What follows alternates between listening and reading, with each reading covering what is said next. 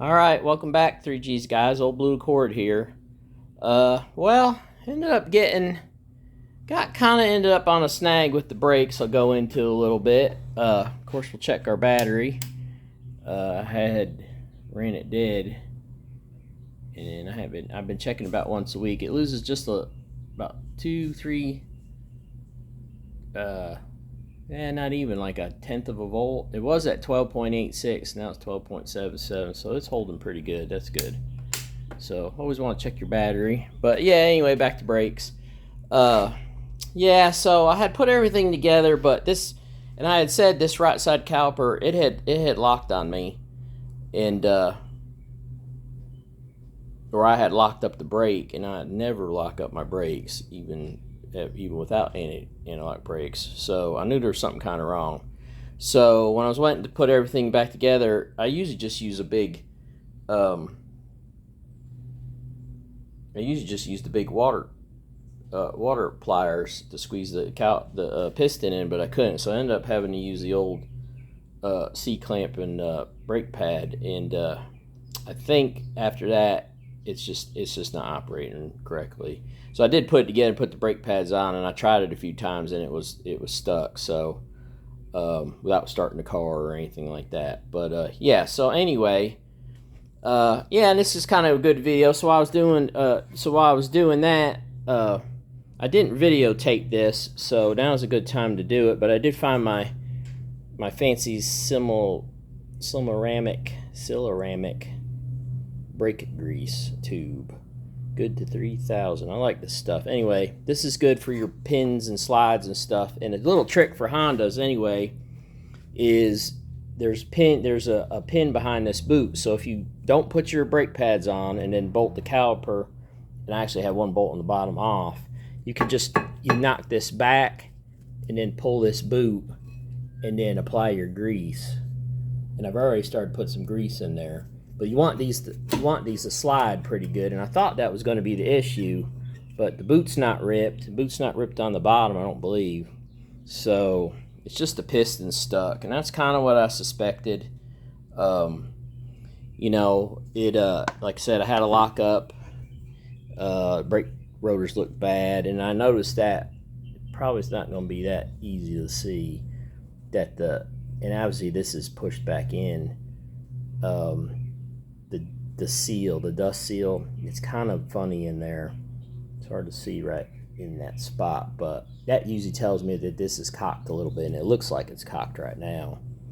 So I fiddled around with it, but anyway, so I had to get a new one. And buying them was kind of interesting because, like I said, this is something this brake grade upgrade you can do is something you should be able to buy off the shelf parts. So I went to the 2 auto parts places I use in town, which is Advanced Auto Parts and O'Reilly's.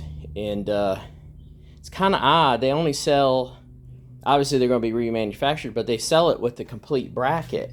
So the price is almost $100. I think one of them was $68 and the other one was maybe $89, and then you have a core charge too, of course. So kind of ended up, I went to Rock Auto, and I just need the caliper. I don't need the bracket and all that other stuff, pins and everything. So $17, and actually a bunch of them were like $30, but I picked the cheapest one. We'll see what happens. And the shipping wasn't that bad. So that kind of comes back to the cost of this setup, because there's still some people who are like, oh, this costs $500. I can't find the price that when you got $53 a rotor for $53, you need 2 of them and 2 of these brackets, calipers, and then of course your brake pads. You're not getting the $550. I don't know. Maybe that was got something falling on me. Maybe that's something with pricing, but anyway, and easy to find parts. And then, like I said, with your brake pads, 30, 40 different brands, from the $9 cheap pads to the, several $100 EBC type pads. I had EBC type pads on it. As you can see, I didn't use them much, but And they did pretty well. I'm not super thrilled with the yellows for some reason. As far as initial bite, we can go into that sometime. But I'm going to keep these because there's really nothing wrong with them besides I got rust and score on them and stuff. You probably could scuff a lot of that off.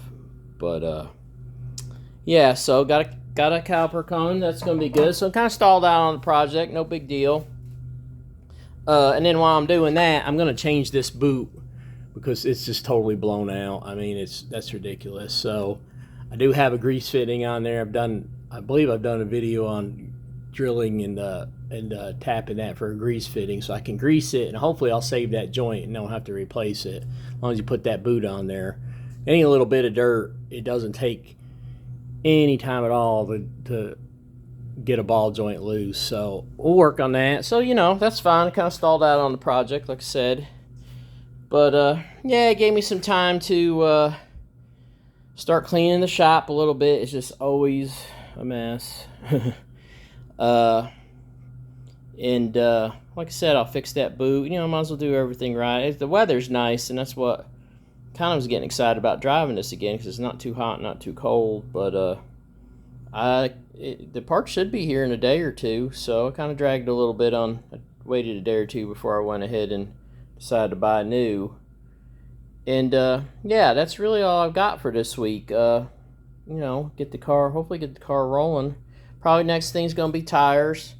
These tires are several years old and they sat outside. And I'm a firm believer that if you get these tires cold, even if you don't use them, they turn into rocks. And these have turned into rocks. So the tread is meaty.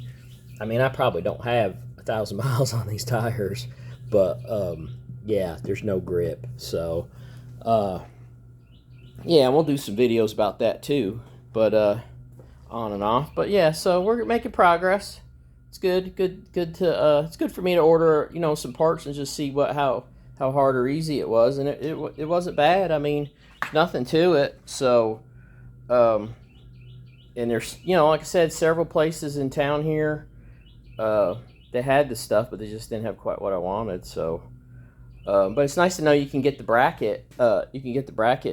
No problems. I was a little scared that maybe the brackets don't go bad, so I thought it'd be a weird thing to find, but nope, not having any problems. So that's about all I got, really. We'll go ahead and wrap it up there, and hopefully we'll get this baby back on the road and do the big 340 video. I'm kind of excited about it. I'm working on the camera setup more than anything, so definitely not a videographer. So yeah, keep practicing with that. But thanks again for looking. Thanks again for looking in the forums.